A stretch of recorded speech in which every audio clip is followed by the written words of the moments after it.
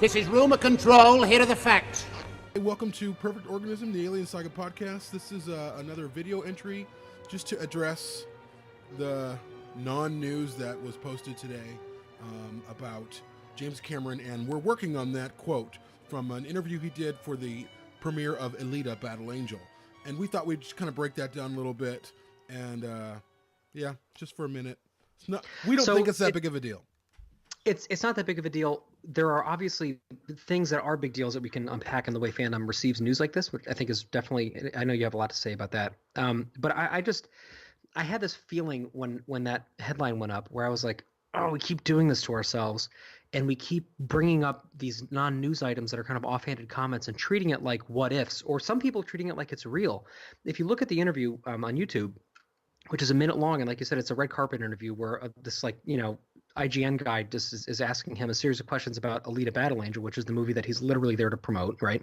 And then as it signs off, what he asks about Cameron working on is not a movie. It's not Alien 5. It's like basically saying can you get on the phone with Blomkamp and see it and get him to make the movie? And Cameron goes, well, I'm working on it.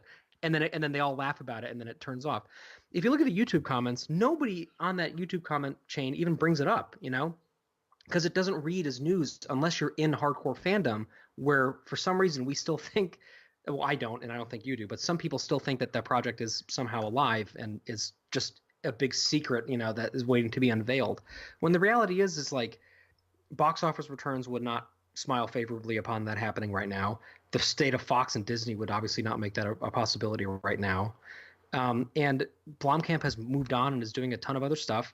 And there is no reason to believe that anything's in production. And people are already jumping to conclusions and saying, well, why is Ridley, hiding the script from us? Like, what does he know that we don't know? Why? And I'm like, he said in interviews 3 years ago that a script didn't exist. And people are vilifying him and saying, he's hiding the script somewhere.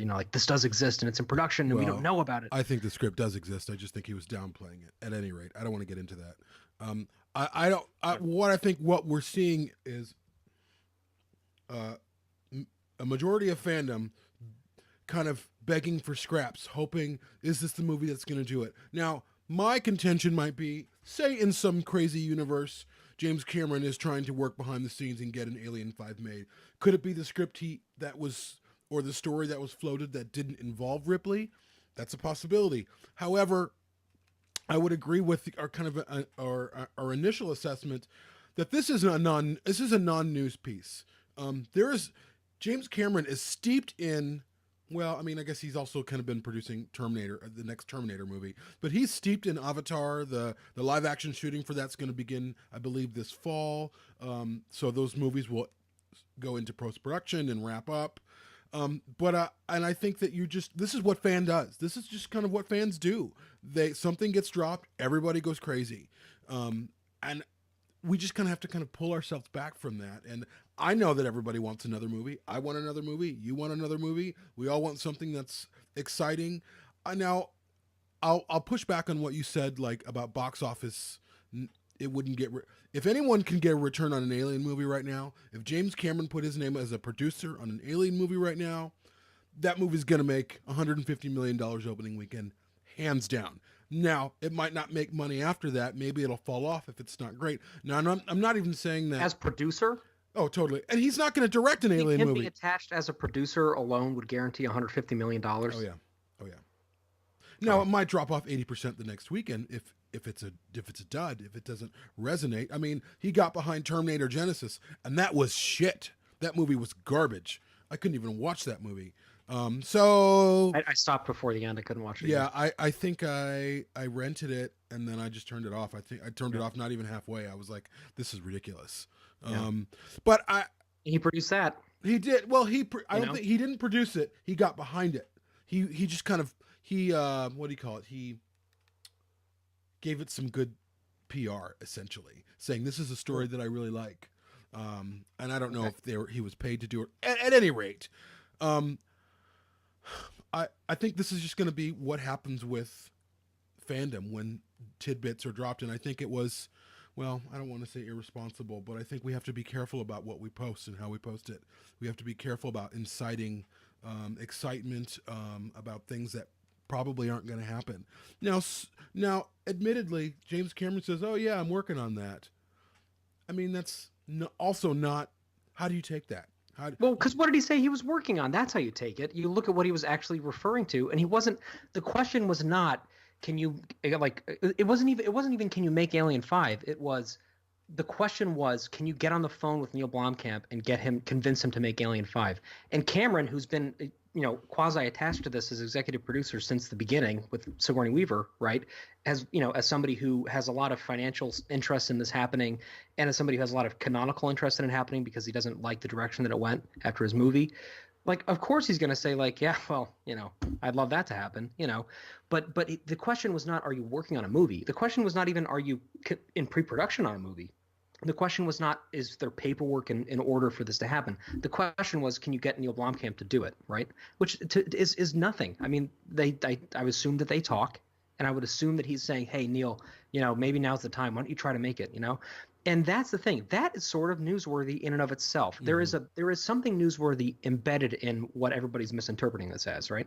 The newsworthy aspect of this is that he still would like to see it happen someday, right? Yeah. Which is nice. Like it doesn't mean anything, but it's nice that like at least somebody like James Cameron would still like to see this film happen. Yeah. And the reality is, there's a hard reality that I think fans have to face, and I think there is still sort of even though I think we're in a better place depending on the day, as a group, as a community. There are people who love the prequels, there are people who don't, or people like you who love Covenant but they don't like Prometheus, or people like me who don't like Prometheus and like Covenant a little bit more. The Alien IP has to go in the black. It has to be profitable. You cannot sustain this franchise by releasing another film that just completes this trilogy just because we want it. They are not going to sink money into another film that like, oh, well, we hope it makes some money just because we want to let him finish his prequel series. That's not going to happen. But what needs to happen, though, is the franchise needs to be profitable. The next film needs to make some money. It probably needs to make a couple $100 million domestic to make back its budget and part of its promotional budget. And the person who can probably do that feasibly is James Cameron. And I know there's some people who are kind of on the fence about it, and they kind of want an ending to the prequel series. I don't know if we're going to get that. I doubt we are going to get another film. I don't think we're going to get it either. I really don't think we're ever going to get that. Which sucks because I think it would be a lot of fun to see. But I don't think that there is a business model that supports that happening. Totally. And I think Ridley as well as Neill Blomkamp have both moved on and they're doing other shit. Yeah. And Fox has no idea what's going to happen. And I just don't see them getting all their eggs in that basket. But I do see them potentially reinvigorating the franchise at some point, which is suggested by discussions with Disney about keeping R-rated properties. Yes, that was what I was going to go to next. That's kind of a newsworthy item that we can certainly discuss. It is. There is a certainly hope where there's been some headlines saying Fox or Disney wants to see the Alien IP live on. They didn't really say that. They said they felt like there is a model for R-rated films, specifically Deadpool, to exist under their banner, which bodes well for the Alien series.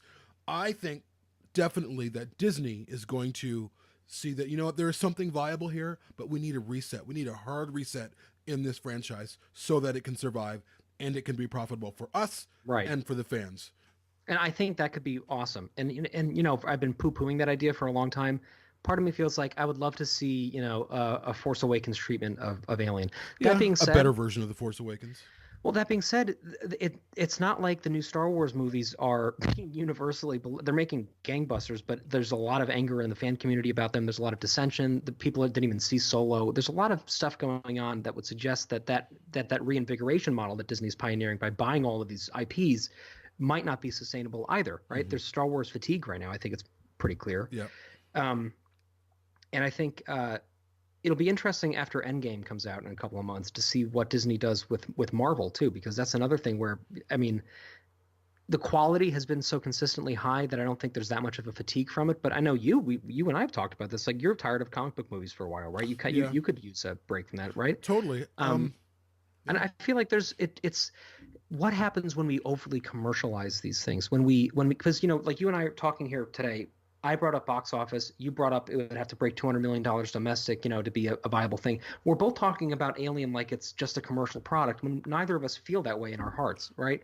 it's never been Star Wars, and it's not supposed to be Star Wars. Well, I right? agree with you on that point, that it's not never been Star Wars and it's not supposed to be Star Wars. However, it was making gangbuster money for the first two films. Really, I mean, the writing's on the wall there. Those first two films, granted, the first one was a watershed. It was a seminal film. Nothing had been released like that before. And then Aliens was released, as we all know, in 1986 during that magical 80s decade where things were new and practical effects were like, whoa, and it made even more money than the first film. So I think it's possible, but the only way that is possible is to get someone behind it who understands fundamentally what people respond to.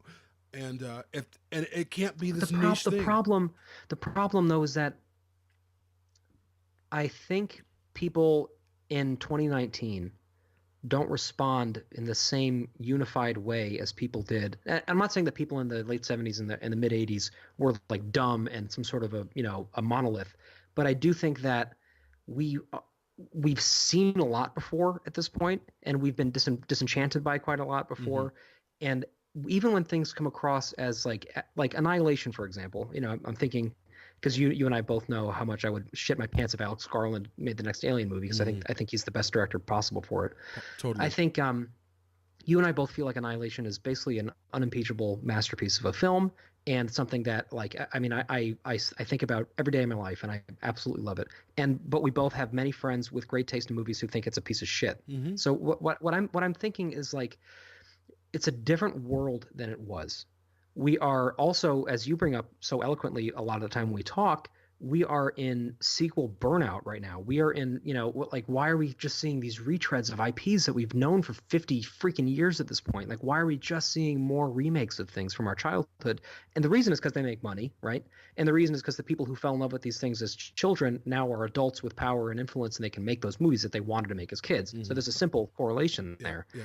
But the reality is that that movie is not what Aliens was in its time, right? If Alien 5 is a Cameronized treatment by Blomkamp, using that not only retcons the other canon, but also basically just continues the Aliens story, and it's bombastic and it's about Marines and it's the same sort of a thing again, that will be received not as this wildly diverse sequel to Alien, which Aliens was received as and triumphed because it was a different side of it. It will be perceived as a continuation of something we've already seen. And a lot of people will go, oh man, we're doing that again, right?